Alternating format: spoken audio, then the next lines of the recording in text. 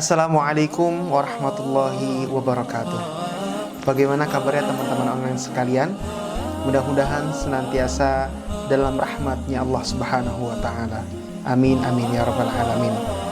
Pada kesempatan kali ini saya akan mencoba untuk menjelaskan sedikit tentang zakat pertanian.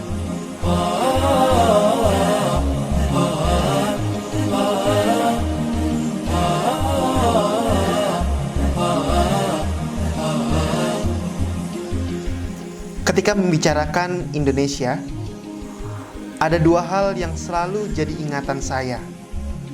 Yang pertama, Indonesia merupakan negara agraris. Yang kedua, Indonesia sebagai negara berpenduduk muslim terbesar di dunia. Nah, dari dua kondisi tersebut bisa tergambar bagaimana besar potensi zakat pertanian yang bisa terkumpul untuk dimanfaatkan dalam membantu menangani masalah kemiskinan. Zakat pertanian adalah bentuk rasa syukur atas apa hasil yang tumbuh dan keluar dari bumi. Sebagaimana firman Allah Subhanahu wa Ta'ala dalam Quran surat Al-Baqarah ayat 267. Ya ayyuhalladzina amanu anfiqu min thayyibati ma kasabtum wa mimma akhrajna lakum minal ardh ولا تيمموا الخبيث منه تنفقون ولستم بآخذيه إلا أن تغمضوا فيه واعلموا أن الله غني حميد الشيطان يعدكم الفقر ويأمركم بالفحشاء والله يعدكم مغفرة منه وفضلا والله واسع عليم.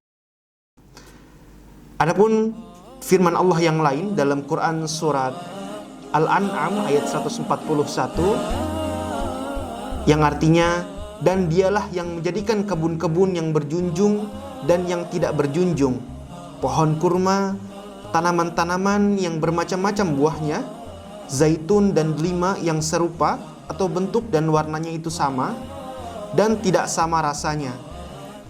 Makanlah dari buahnya yang bermacam-macam itu bila dia berbuah, dan tunaikanlah haknya di hari memetik hasilnya atau dengan disedekahkan kepada fakir miskin. Dan janganlah kamu berlebihan, sesungguhnya Allah tidak menyukai orang yang berlebih-lebihan.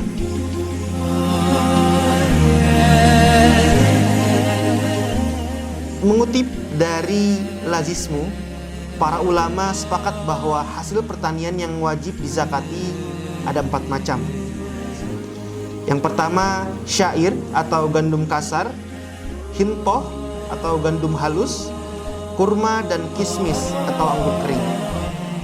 Mayoritas ulama kemudian meluaskan zakat hasil pertanian pada tanaman lain yang memiliki ilah atau sebab hukum yang sama. Walau ada perbedaan pandangan mengenai ilah atau sebab zakat hasil pertanian, namun sebagian ulama berpendapat bahwa zakat hasil pertanian itu ada pada tanaman yang merupakan kebutuhan pokok dan dapat disimpan hasil panennya tersebut. Nah,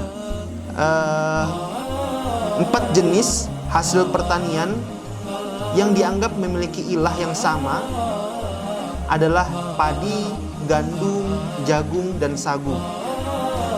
Ulama juga berpendapat hasil perkebunan dan buah-buahan juga perlu dikeluarkan zakatnya. Nah, hasil pertanian dan perkebunan yang wajib dizakati jika sudah mencapai nisab atau batas harta yang wajib dizakati, yaitu senilai 653 kg beras. Nah, pertanyaannya, kapan zakat itu harus dikeluarkan? Zakat pertanian ini wajib dilakukan atau wajib ditunaikan setelah masa panen. Adapun besar atau kadar zakat pertanian dan perkebunan dibedakan berdasarkan sistem pengairan yang digunakan. Nah, untuk lahan tada hujan atau menggunakan pengairan yang tidak perlu mengeluarkan biaya, maka kadar zakatnya di sini adalah senilai 10% dari nilai hasil panen. Yang kedua, lahan yang irigasinya dengan pembiayaan.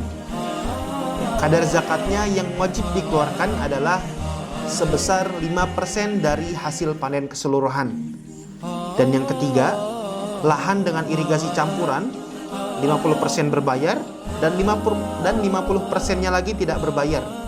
Maka besaran zakat hasil pertanian dan perkebunan yang harus dibayarkan adalah sebesar 7,5%.